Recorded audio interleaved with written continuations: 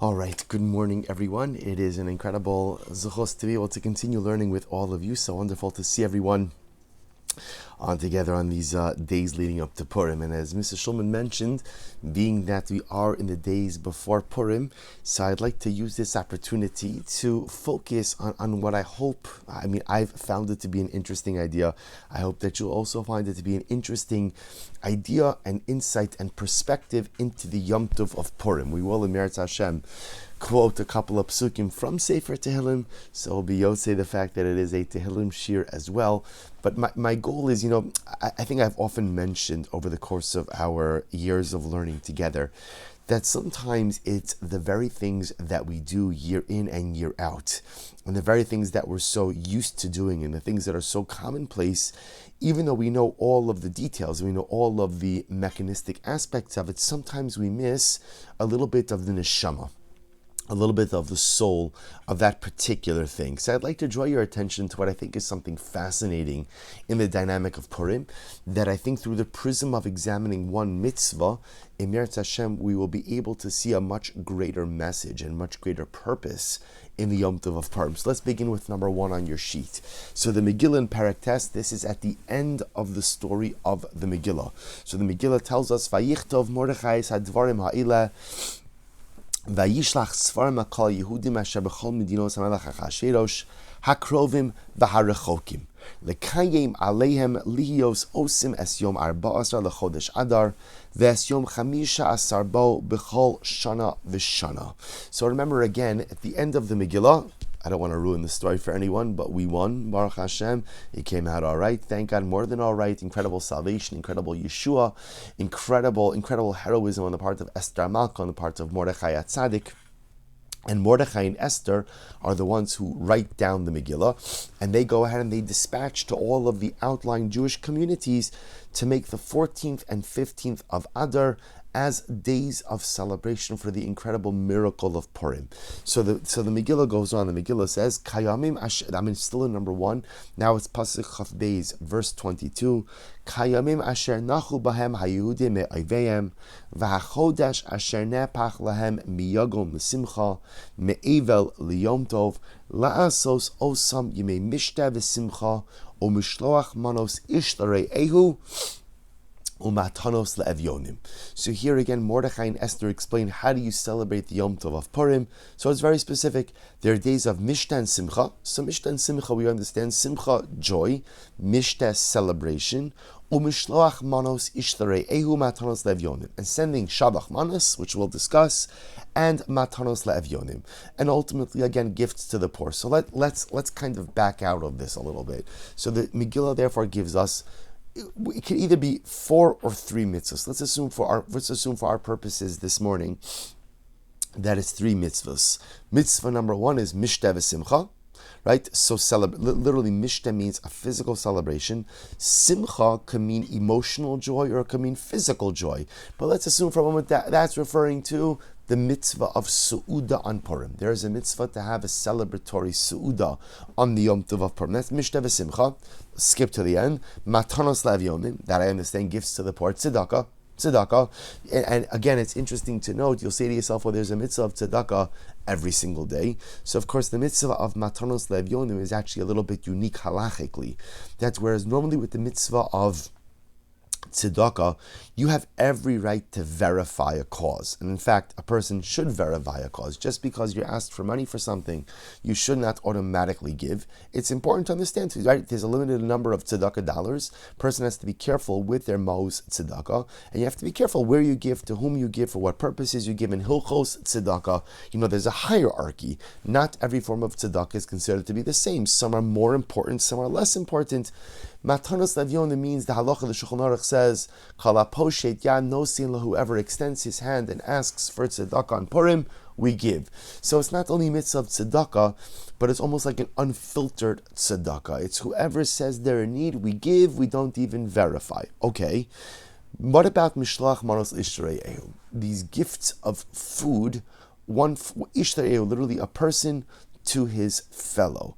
So what's the purpose of this particular mitzvah? So again, remember, Mishteh v'simcha, I understand. I'm celebrating the salvation of Purim.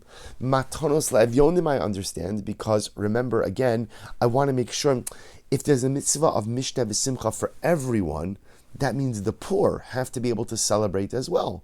Well, how could the poor celebrate if I don't help give them the means to celebrate? So therefore, again, I understand Mishteh v'simcha, celebration. I understand Matanos le'evyonim. But why or what is the nature of the mitzvah of Mishloach Manos? What am I trying to accomplish by Shalach Manos? So here, we get into a very interesting discussion. If we take a look at number 2, so the Bach, Rav Yoel Circus, explains as follows. He says, "Dechevan detam mishloach manosu, kedei sheyehe sameach v'sasim ohava v'reyav, ulahashkin beinehem ava v'ach v'vereyos, im kain, im yisod echad im chaber v'reyu, harehem b'simcha, o b'tov lev mishteh yachad." This is very interesting. See, the Bach writes over here that the goal of celebration on Yom Tov, the goal of celebration on Purim is not just simply a personal celebration, but the goal is that we should celebrate together. The whole essence of Purim is to create a sense of achdus, to create a sense of unity within our people. So interestingly enough, the way the Bach understands it is, I'm going to have my Seudah with you. You're going to have my Seudah with me. Im ken yisod echad im chaveru v're'ehu hareim b'simcha b'tuv leiv mishteh yachad. So it's interesting.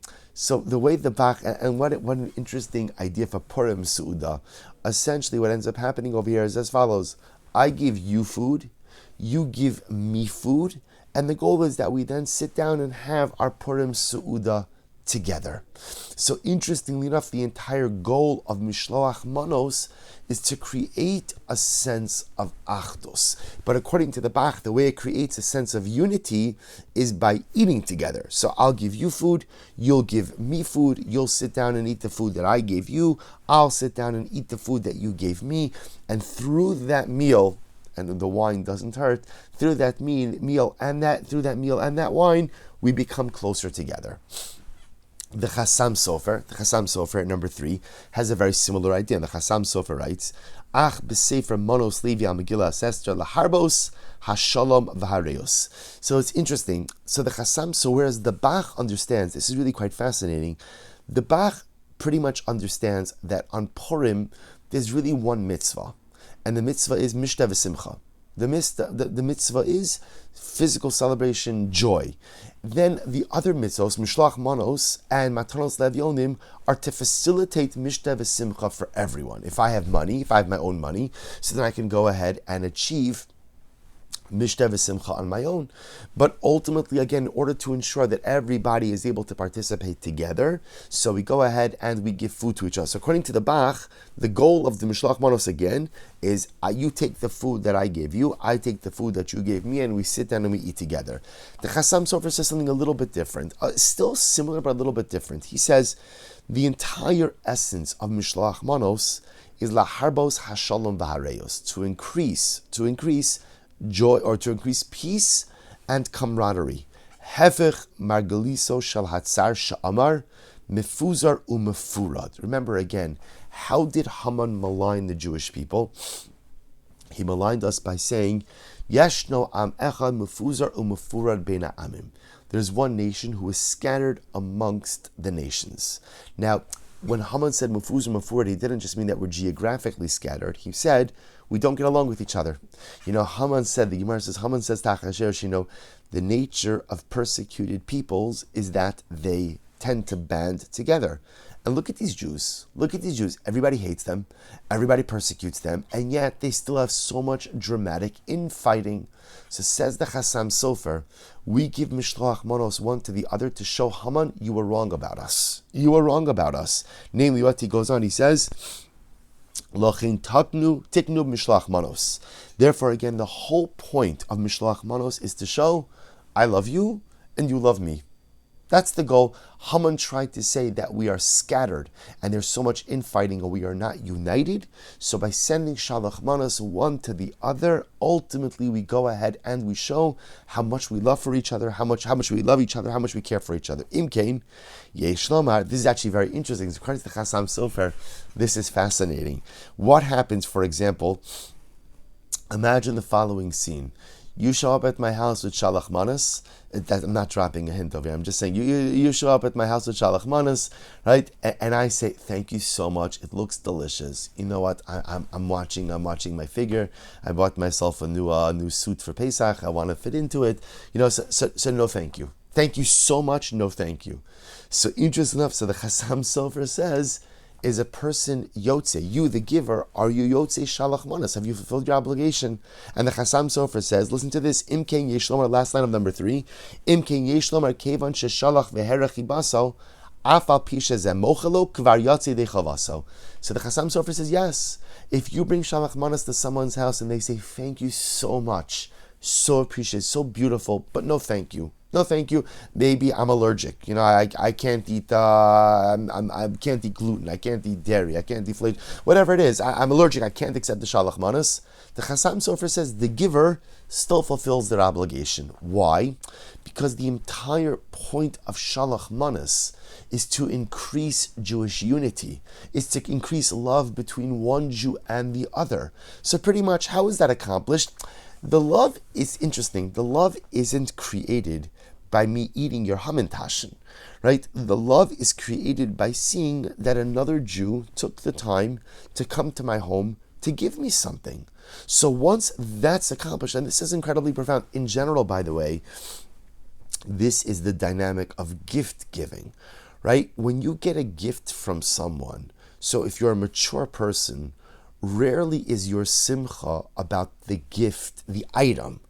The simcha is about the fact that someone cares about me, that someone loves me, that someone ultimately, again, wants to go ahead and show their love for me. That's really ultimately what this is about. And it's so dramatic. It's so incredibly dramatic. It's not about what you get. So the Hassam Sulfur says, it's not about the grape juice or the wine or the Hamantaschen or the cake or whatever somebody's, crazy theme is for shalach manos, right? That's not what matters. That's not what matters. What matters is that one Jew went out of their way to give something to another Jew. And once that happens, then by definition, mission accomplished. Now, I just want to point out, this is not a halacha share, but it happens to be, there's so much fascinating halacha in general about, are you yotze shalach manos if you leave it by someone's door and they're not home? Or are you yotze shalach manos, if you send it by mail, not directly one to the other. So there's a lot of discussion in the poskim. So that's why, again, I would tell you it's very important to make sure you at least directly deliver 2 mishloach manos packages, right? You don't have to give to 100 of them. You never have to give 100 of them, but to make sure you give directly to two people. This is incredibly important. But just again, without the halacha, the point you see from the mefarshim, from the commentary so far, is that the entire point of mishloach manos is to establish a bond of unity. Establish a bond of unity. Now, the truth is, I just want to mention, this is incredibly important, because when choosing who to give your mishloach manos to, this is incredibly important, and especially during a pandemic year where many people may be giving less mishloach manos. Your friends don't need your shalach manos for one simple reason. Your friends know you like them. Your friends know you love them. Mishloach manos is an incredible opportunity to repair relationships or to build relationships.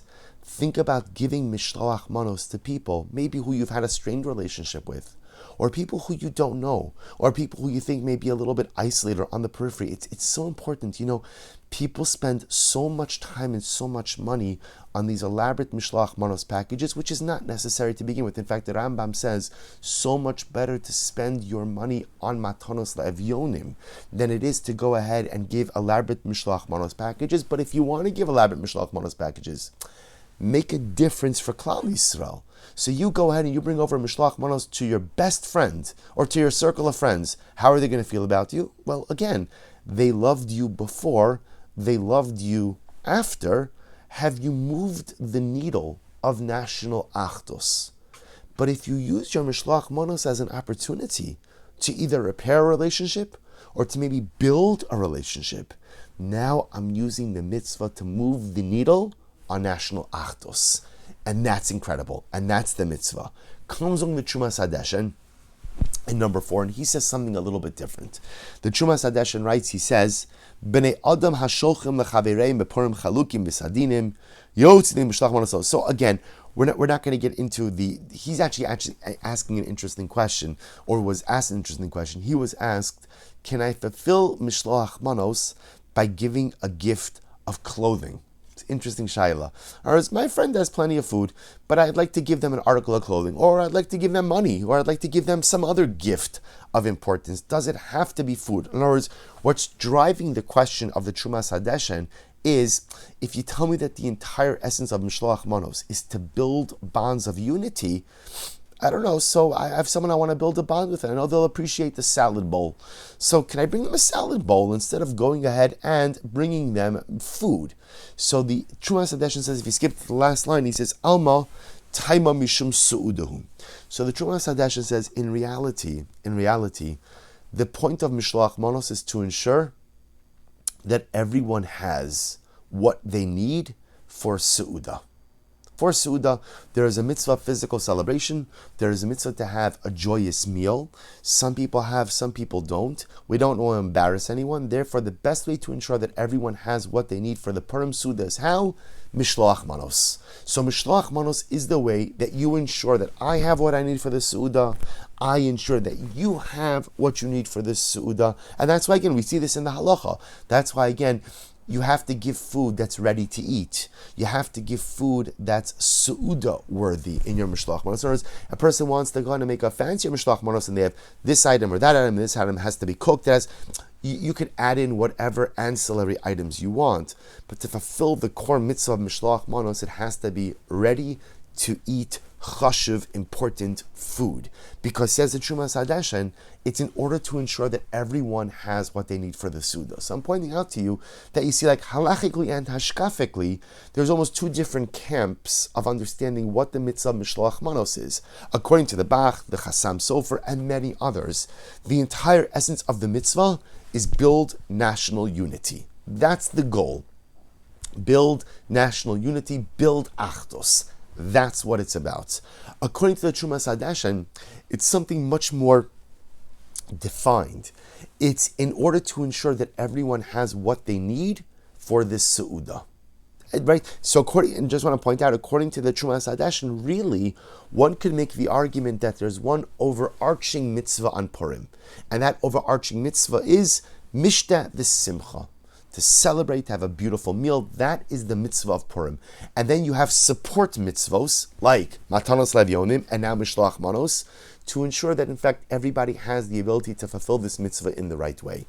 And it struck me very interesting. So now, you have an entire mitzvah called Shalach Manos, Mishloach Manos, that is structured in order to ensure that everyone has what they need for this Su'udah. And it struck me that, Purim is not the only time that we have an obligation to have a Su'udah. Right? Shabbos, we have an obligation of Shalosh Su'udos, 3 meals. Yom Tiv, we have an obligation of V'samachta b'chagecha, a biblical obligation to have a meal.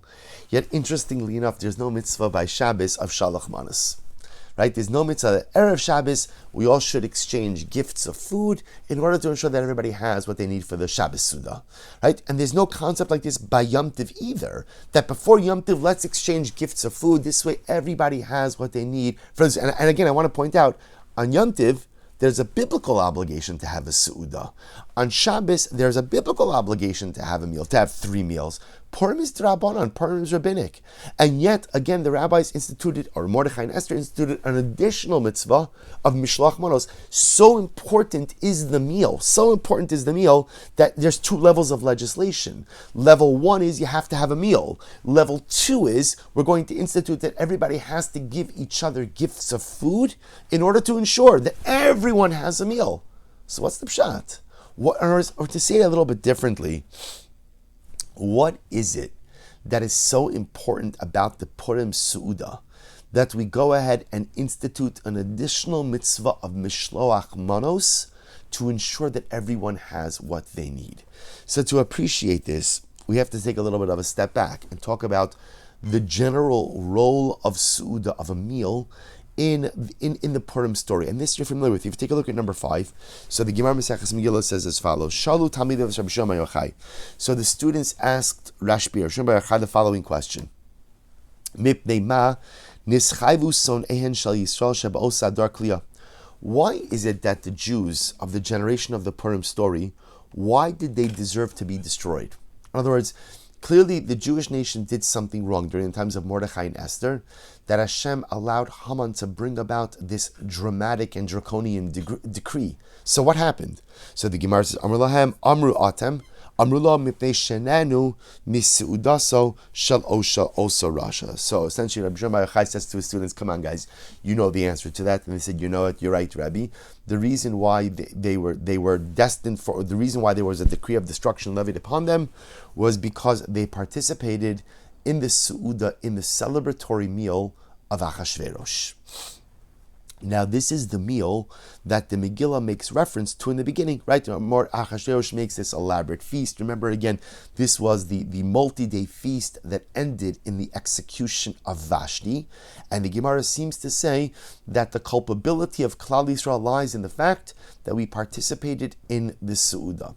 Now, at first glance, you don't understand, it doesn't seem to make sense.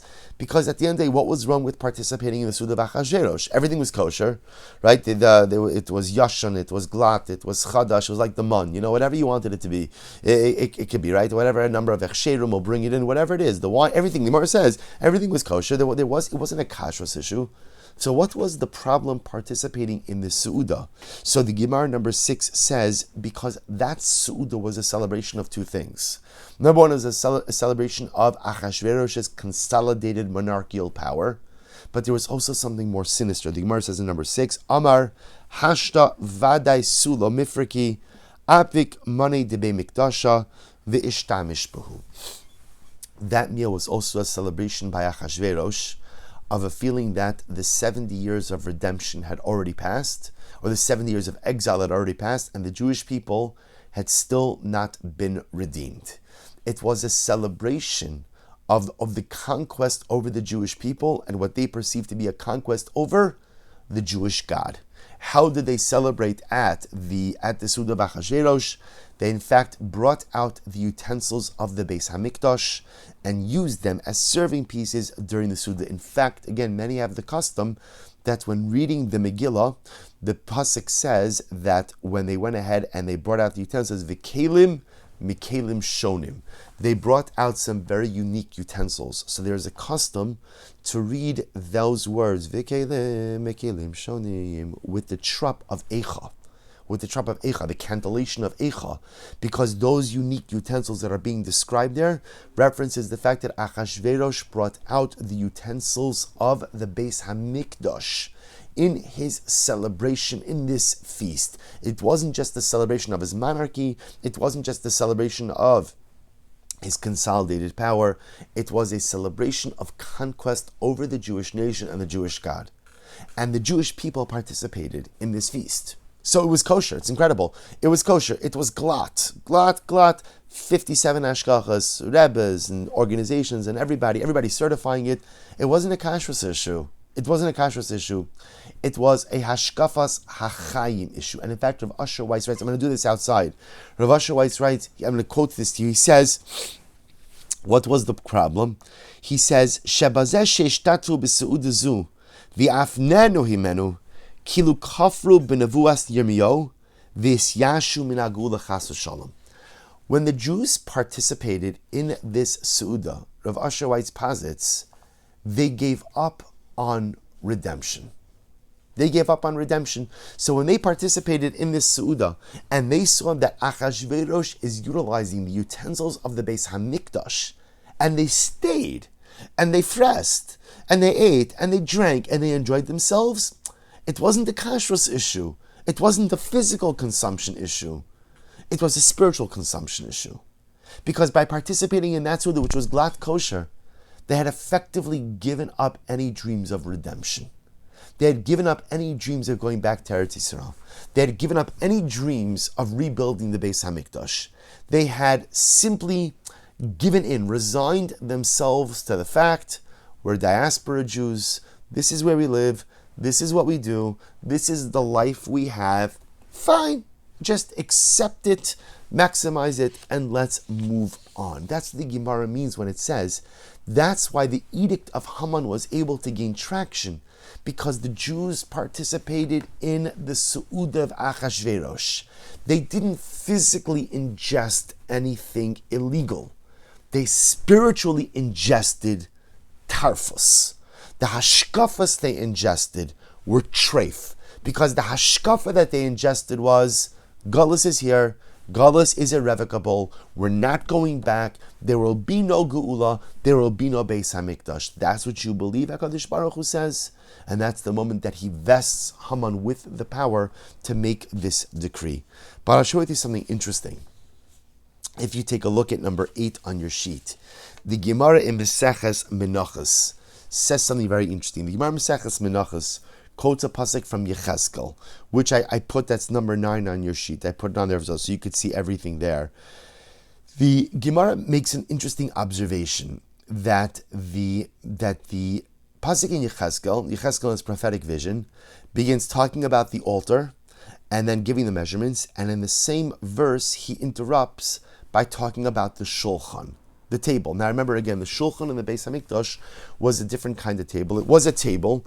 On top of the table were 2 stacks, right? 2 stacks of 6 shelves each, and those shelves held the lechem hapanim, the unique and special showbread that was baked inside of the Beis HaMikdash and was given to the Kohanim as they left their shift. Remember, the Kohanim served in the Beis HaMikdash, each group for 1 week, from a Shabbos to a Shabbos. So when they left, when they finished their week of service, they were given that past week's lechem hapanim as part of their matnos kuna, part of the Kohanic gifts.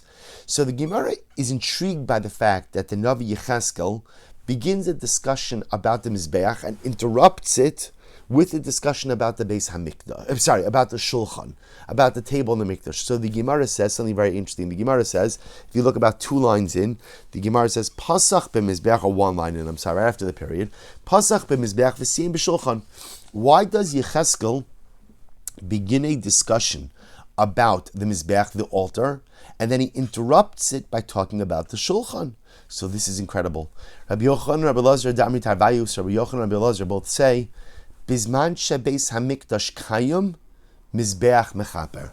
To teach us about the following idea, that when the Beis Hamikdash stands, the mizbeach, the altar, provides atonement. Mechaper ha'adam. Va'achshav she'ein Beis Hamikdash kayum. But now that the Beis Hamikdash no longer stands, shulchano shel adam mechaper. A person's table atones for him. It's a very dramatic Gemara. The point of the altar, the point of the Mizbeach, was that it was a place of atonement, right? You committed an Aveira, you did something wrong, or for that matter, you wanted to just connect to HaKadosh Baruch Hu, you would bring a sacrifice. Sacrifice would be offered up. That was a form of atonement. That was part of how I purged myself from the iniquity of sin. So now, what do I do now that we don't yet have a third Beis Hamikdash? What do I do for that atonement? So Gemara says, no problem. Now that there's no Beis Hamikdash, now that there's no Mizbeach, your table is able to effect atonement on your behalf. So what does this mean? So if we take a look at number 10, so Tiferes Shlomo, the great Taurus Shlomo of Radomsk writes, Shakar ben hayim mekarev Yisrael avin shevashamayim v'ayidei zeh ba'akapara, kein hashulchan al yidei hakdusha sheyesh b'machol, hu mekarev Yisrael Hashem misham ba'akapara. So the Tiferes Shlomo writes the same way that the carbon, when you brought an offering, that offering brought you close to HaKadosh Baruch Hu, right? You took something physical and you elevated it up to a spiritual purpose. So now that I don't have the Mizbeach, when I take food, which could very, very easily be seen as something mundane and utilitarian, and I make a bracha on it, and I see the Rebbanu Shel Olam in it, it has the ability to connect me to HaKadosh Baruch Hu as well. So the same way that the animal offered up on the altar was taking something physical, but using it as a conduit for connection, so too when I sit at my table and there's food on the table, I take the physical food, I make a bracha on it, I see the Yad Hashem, the hand of God in it, I see the miraculous nature of food and the way it so often self-perpetuates, that's able to bring me closer to HaKadosh Baruch Hu. Okay, Rashi in number 11 says something a little bit different. Rashi says, Shulchan Aruch Mechaper, denosein prusa li archim, by giving hachnasas archim. Now the interesting part about the Mizbeach, about the altar in the Beis HaMikdash was it was a great unifier. Why was it a great unifier? Remember, there was one altar, right? It's not the pshat that there was, an altar for Ashkenazim, an altar for Sfardim, an altar for Hasidim, an altar for the Litvish, an altar for Haredi, for modern Orthodox, for Zionists, for non-Zionists. Right? There wouldn't be enough room in the world for all the altars we would need if every sect and every segment would have. There's one Mizbeach. And therefore, again, according to Rashi, ultimately what the Mizbeach does was, it was a glue for Klal Yisrael. So what does it mean that a person's table can serve as that glue in the absence of the Mizbeach? Hachnasas archim. Because what are you able to accomplish at your table? You could open up your home and open up your table to all kinds of people. And your table, right? Everybody likes to eat. Everybody enjoys a good meal. So you could take a whole bunch of Jews of very different stripes and persuasions and sit them around the table and they could all eat the same brisket and the same cholent and the same gefilte fish, right? And it's amazing. Suddenly, again, there's a commonality. There's a bond that's created. The Mizbeach was a commonality. It was a bond. In the absence of the Mizbeach, my table could serve that same purpose. Interestingly enough, in the Taurus Mincha, he writes in number 12 another fascinating idea. He says it's not just hachnasas archim. Ultimately, again, shep yifrosh l'ra'iv lachmo v'yavi aniyem merudim lebeso v'yaroch lifneim shulchan. So interestingly enough, the Taurus Mincha says no. It's not just a din in hachnasas archim. It's a din in tzedakah. In tzedakah, that ultimately if you go ahead and you see someone who's hungry and you invite them into your home and you give them something to eat, that has the same effect. So Taurus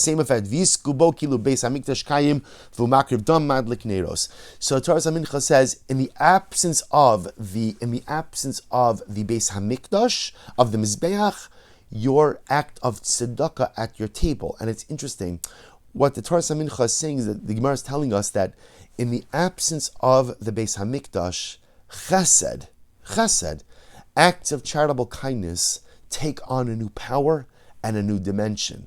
But what's the kind of act of chesed that takes on the greatest power? Is the kind of chesed where, it's not easy to write a check. Nothing's easy. It's not easy to part with your money. You work hard for it.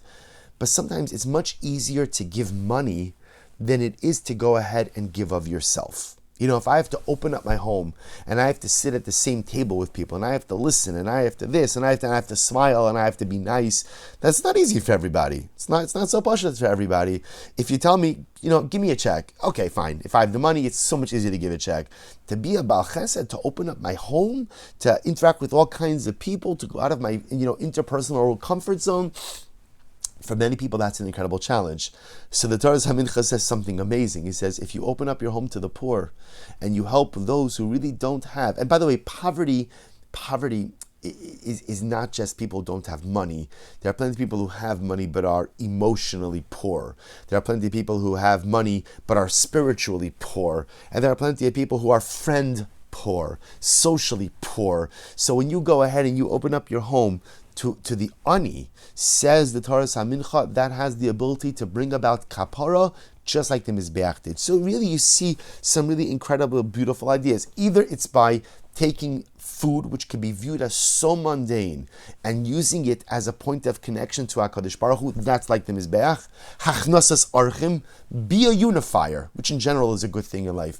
Be a person who is a unifier.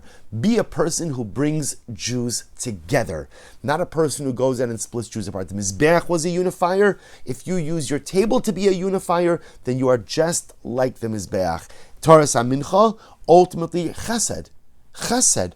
Open up your home for real chesed. Take care of people who don't have, who are impoverished. However their poverty manifests itself, use your table to go ahead and address the poverty suffered by others. And if you do that, you turn your table into a mizbeach, becomes the Maar Einayim. The Einayim was Rav Menachem Nachum Tursky, who died in 1735 to 1798. He says something absolutely mind-blowing. And the Maar Einayim says, look at number 13, Shulchano shel adam mechaper alav, ki be'ebes ein lecha karban gadol mizeh. In reality, listen to this. Says the Maar Einayim, what does it mean when we say that Shulchano shel adam mechaper, that a person's table atones for him? So the Maar Einayim means that your table, what you do at your table, is a mizbeach. Is a karban, is an offering. Just like on the mizbeach, on the altar, you would offer up a karban, so too again, there is sacrificial service, there is karbanos that happen at your table. What kind of karbanos happening at my table? He says, Shu yichud gamar, ulekach nikra shulchan, miloshen shlichos. Get ready for this idea. Why is a shulchan called the shulchan? You know, it's interesting. A big difference in Hebrew and in English, even in English, right? Every word has an etymology. But remember again, when you get to a certain point, so some of the etymologies don't necessarily have a meaning. They are ascribed meaning. In Lashon HaKodesh, every single word has a deeper meaning, right? This is why it's called Lashon HaKodesh. There's no such thing as a word that just, in modern Hebrew, you could find words that are just contrived words. But in biblical Hebrew, what we call Lashon HaKodesh, every word is said of something amazing. Why is a shulchan called a shulchan? Well, why is it called a shulchan? So the Rebbe says something amazing. Because a shulchan is derived from the word shlichos. Shlichos. Shlichos means a mission or an agency. You know, people often think that it's only the Chabadnikim who are sent out on shlichos, right? Every Jew has a shlichos. Every Jew has a mission or a purpose in this world. And by the way, it could be more than one mission and more than one purpose. But every single individual has a shlichos. Says the Rebbe something absolutely amazing. The shulchan derives its name from shlichos. The shulchan derives its name because it's at the shulchan that I discover my shlichos. Now, what does that mean? Right? There are many people who think that it's their shlichos in this world to eat. Right? There are many people, it just, as an aside, it always struck me, there are people who sometimes refer to themselves, interesting, I just heard this term not even so long ago, as foodies. A person is a foodie. I thought to myself, wouldn't you be embarrassed to describe yourself as a foodie? That's your claim to fame? That you know food? Again, doesn't that sound like a little bit shallow? I'm not knocking the foodies. Well, I am knocking the foodies because I guess I like food. Baruch Hashem, I like to eat. But the notion of describing yourself that I'm a foodie, this is my expertise. So sad. That's your expertise in life. Food. So your expertise in life is how to nourish your guf. That's fantastic. There's only one problem. After 120, that disintegrates. That's nothing. So if your expertise is in the most temporal part of your existence, what a sad existence. We all have a shlichos. What does it mean at my table I discover my shlichos? So this is incredible. This goes back to a fundamental yisod. Why does a Jew eat? Why does a Jew eat? And the answer to that question really goes back to a more fundamental question, which is a question of self-definition. Am I a body which houses a soul, or am I a soul which is housed by a body? And that is not a question of semantics. That gets to the very core of our self-definition. Am I a body? Right? If you ask me what I am, I'm a human being. I'm a physical being. It happens to be that I also have a spark of holiness. I have a nitzutz kedusha inside of me. Or, no, you want to know what I am? I'm an neshama. That's what I am. I'm a soul. But it happens to be that my soul, which is the dominant aspect of who I am, cannot interact in this world without a physical shell. But it's not my physicality that is a primary part of me. It is the spirituality. It's the neshama. And we know the correct answer. The correct answer is, I am a neshama. I am a nitzutz elokim mimal. I am a spark of the Ribono Shalom. I am a son of HaKadosh Baruch Hu was sent down to this world, but I can't accomplish anything just as a neshama. I need a body to be able to accomplish something in this physical world. So I am a neshama which was given the gift of a guf in order to be able to interact. So why does the Jew eat? And the Jew eats for one simple reason, because I need koach to be able to fulfill my shlichos. You know, it's no different than you could buy the most expensive luxury automobile and has every single feature in the world, right? It knows where you want the seat even before you get into the car. And it even knows where you need to go even before you know where you need to go. And it has a snack that comes out of the glove compartment because it knows when you're hungry. Here's your stomach growling. Every single feature in the world. If you don't put gas in the car, or electric, or you don't charge the battery of the car, you're not going anywhere. So why does a Jew eat? Because I have a shlichos. And that's a shlichos that I'm going to accomplish with this guf. And this guf needs fuel. And that's why eating is holy. And that's why, again, we joke a lot about the fact that everything we do always centers around a meal, a su'udah. Eating is holy, because as Jews we believe that eating is not an end, it's a means. It's a means. When I eat, what the machshava, the kavanah I have to have is, why am I eating? Why am I eating? And this is true from the time I have my cup of coffee in the morning till my dinner at night. Why am I doing these things? You want to say it's a reaction to my physical, to my hunger? But that's selling it so short. It's because I have a shlichos. I have a mission, and I need fuel. I need fuel in order to accomplish the mission. So now we understand. So and says the Maar, that's what it means when it says Shulchano shel Adam mechaper. When we say that a person's table atones for him, what it really means is like this. When I sit down at my table and I eat a su'udah, and my kavana when I eat is that I have a shlichos, I have a mission, I have something to accomplish, which, by the way, as an aside, this is why Yiddishkeit is against gluttony and excess. Because what happens when you eat too much? You're not going anywhere, right? When I eat too much, the only thing I want to do is, I'm just going to stay right here. Well, if I'm eating to the point of inaction, that means I did it wrong. Right? If I'm eating to the point where all I want to do now is go to sleep, I'm not talking about Shabbos afternoon, right? That's Shabbos. Sleeping on Shabbos afternoon is a mitzvah. I'm talking about if I eat to the point where I'm immobilized, then you've missed the hashkaf of eating. That's not why a Jew eats. A Jew eats to be sated. A Jew eats to be full. But a Jew eats to be fueled, not to be full, just full. I eat to be fueled for my shlichus. And now we understand the role of Su'udah on Purim. Remember, again, let's loop back. We're trying to understand. I understand the nature of the mitzvah of Mishta and Simcha, but it is fascinating to see that we give each other mishloach manos, right? We give each other gifts of food, in order that you should have a suda and I should have a suda. We're so concerned, like no Jew left behind. God forbid anyone should go hungry. It's like we all become Jewish mothers on Purim. God forbid someone should be hungry. So we make sure, you don't have enough food, let me give you some more. You don't have enough Hamantaschen, let me give you some more. We're so concerned that someone's not going to have a suda that we give each other food. So why now? But now we understand. What was the mistake of the Jews that led up to the Purim story? The mistake of the Jews was that they had partaken in this, they partook of the Suda of Achashverosh.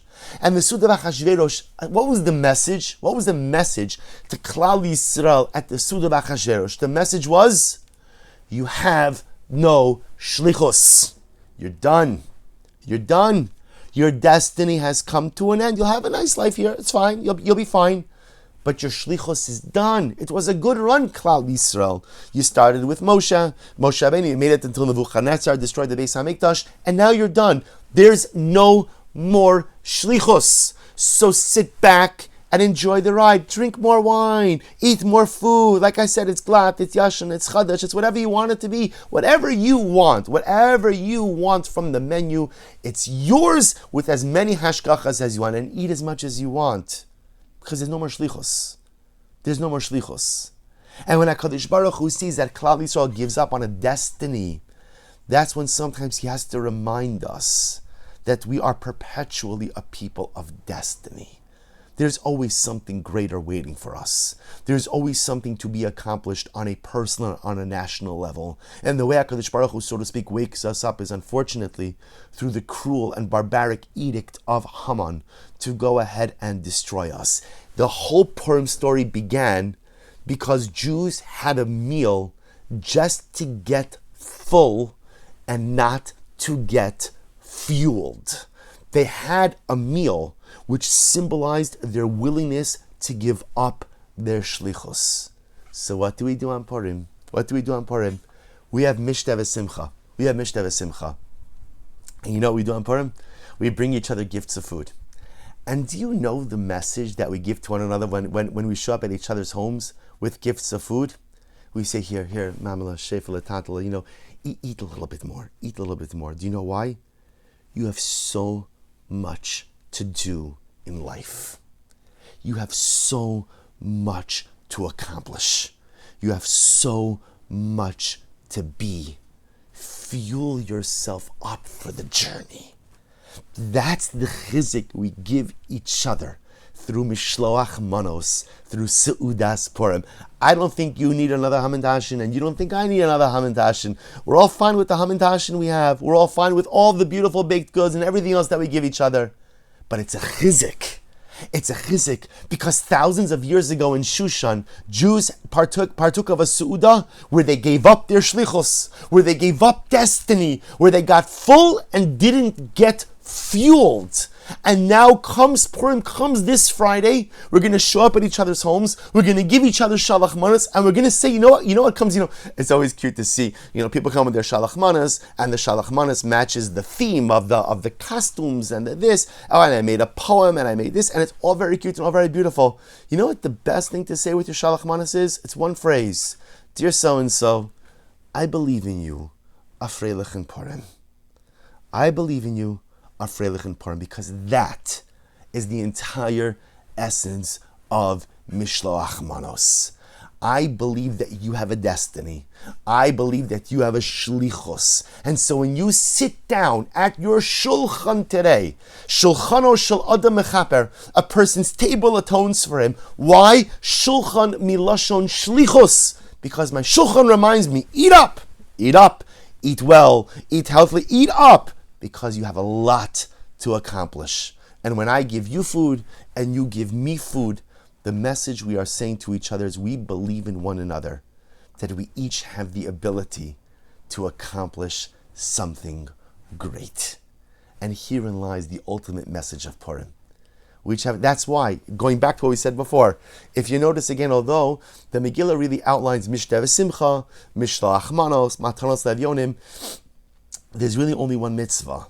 It's really only one mitzvah, and it's Su'udah. Because the essence of Purim is sit down at your table and get fueled up.